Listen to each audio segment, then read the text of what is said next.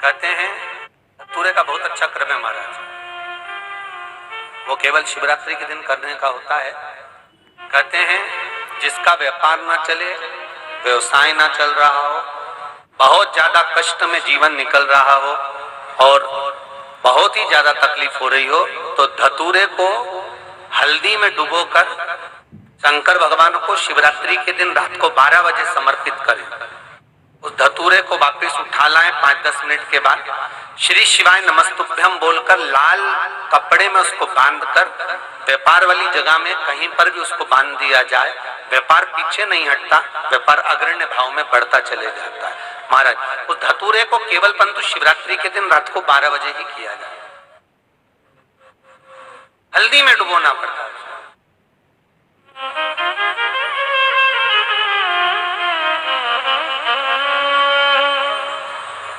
यही प्रमाण एक क्रम में और है महाराज। लिंग पुराण कहती है, मान लो किसी व्यक्ति को कोई एक भारी बीमारी हो गई, बड़ा रोग हो गया और वो रोग डॉक्टर कह रहा है कि ये ठीक नहीं होना है, बहुत तकलीफ उसमें है और कष्ट ही कष्ट है, वो ठीक नहीं हो रहा, दवाइयां लग रही, गोलियां खा रहे हैं। तो महाराज उसका भी वर्णन है। 7 धतूरे, कितने धतूरे लेना है? 7 धतूरे। कोई सी भी शिवरात्रि से मतलब महीने में एक बार शिवरात्रि आती है, प्रत्येक महीने आती है। किसी भी शिवरात्रि के दिन 7 धतूरे लेकर एक धतूरे में मूली, लच्छा, नाड़ा लपेटकर चंद्रमौली भगवान का स्मरण कर उस मौली को लपेटकर 6 धतूरे में हल्दी लगाकर शंकर भगवान की जो जलाधारी है, जलाधारी में आपको पहले भी वर्णन किया है, शंकर भगवान का ये शिवलिंग है, ये जलाधारी है, ये भगवान का जल निकलने का स्रोत, चरणारविंद का भाव। शिवलिंग जहां रखा हुआ है ये पार्वती जी का हस्त कमल, जो ये गोल भाग है ये पार्वती का हस्त कमल, जहां शिवलिंग रखा है। जहां से जल नीचे गिरता है उसके सीधे भाग में श्री गणेश जी महाराज का स्थान है, उसके उल्टे भाग में श्री कार्तिकेय जी का स्थान है। जलाधारी के सामने एक मोटी सी लाइन होती है, कहीं सांप बना होता है, कहीं स्थान बना होता है। जो मोटी सी लाइन है ये शंकर भगवान की सबसे छोटी लड़की अशोक सुंदरी का स्थान है।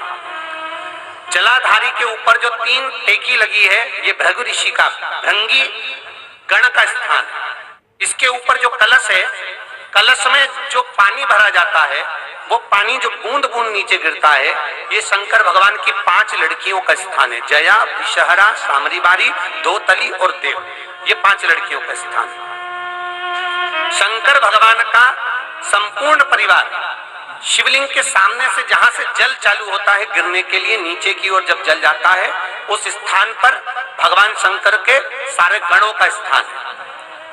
फिर जब जल बहकर सामने की ओर जाता है, जितनी दूर तक जल जाता है उतनी दूर तक भगवान शंकर के उस जल भाग को ग्रहण करने के लिए 33 कोटि देवताओं का स्थान है। इसलिए उस जल को हम लांघते नहीं है, क्योंकि वहां 33 कोटि देवता विराजमान रहते हैं। महाराज तो जो बीमारी डॉक्टर ने बता दी और बहुत बड़ा रोग हो गया और शरीर में कष्ट है, ठीक नहीं हो रहा, चाहे लीवर से जुड़ा हो, चाहे किडनी से जुड़ा हो, चाहे कैंसर से जुड़ा हो, और मान लो शरीर में कहीं गांठ भी हो गई है और वो मिटी नहीं रही हो, तो महाराज निवेदन है 7 धतूरे, एक धतूरे पर मौली लपेटकर वो शंकर जी के शिवलिंग के ऊपर चढ़ाना। 6 धतूरे, उसमें से एक धतूरा भगवान श्री गणेश जी का स्थान, दूसरा धतूरा श्री कार्तिकेय जी का स्थान, तीसरा धतूरा अशोक सुंदरी का स्थान।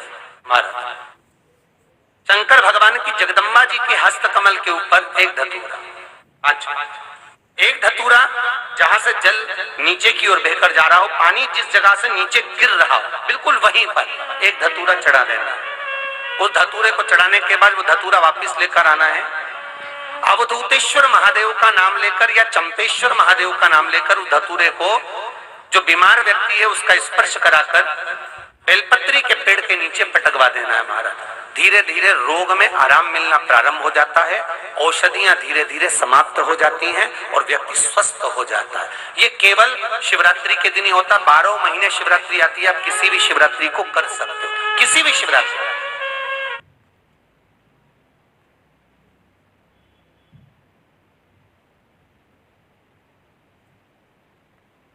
सबसे ज्यादा जरूरी क्या होता है चढ़ाना? एक बेर। क्या जरूरी है? क्या बोलते हो? बेर की बोर, जो भी बोलते हो, जिसमें गुठली होती है और अपन लोग बोर खाते हैं, बेर खाते हैं। मात्र एक बोर, एक बेर समर्पित किया जाता है। क्यों करते हैं? कि घर में जितने सदस्य रह रहे हैं, उतने सदस्य को जिंदगी में कभी कोई ऐसी बीमारी ना हो और हमारे घर में रहने वाले सदस्य की अकाल मौत ना हो। उसके लिए मात्र एक बेलपत्र की जगह एक बेर भी समर्पित कर देते हैं तो अकाल मृत्यु टल जाती है, अकाल मौत टल जाती है। सबसे ज्यादा जरूरी क्या?